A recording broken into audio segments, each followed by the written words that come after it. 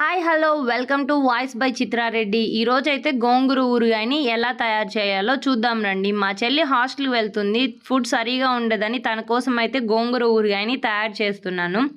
ముందుగా గోంగూరని 2 to 3 times వాటర్లో వాష్ చేసుకొని బాగా ఆరబెట్టుకోవాలి. ఆరబెట్టుకున్న తర్వాత వెండుమిర్చిని అయితే ఫ్రై చేయించుకోవాలి.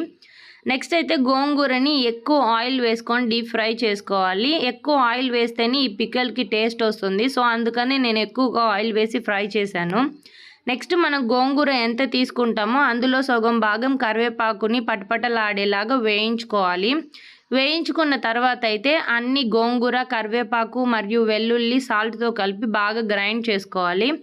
గ్రైండ్ చేసుకున్న తర్వాత ఒక బౌల్లోకి తీసి పెట్టుకొని ఇంకా నెక్స్ట్ తాలింపు వేసుకోవాలి. తాలింపులోకి వచ్చేసి కరివేపాకు, వెల్లుల్లి, తాలింపు దినుసులు వేసుకొని ఫ్రై చేసుకున్న తర్వాత ఇలా ఒక బౌల్లోకి తీసుకున్న గోంగూరలోకి అయితే ఈ తాలింపును మిక్స్ చేయాలి.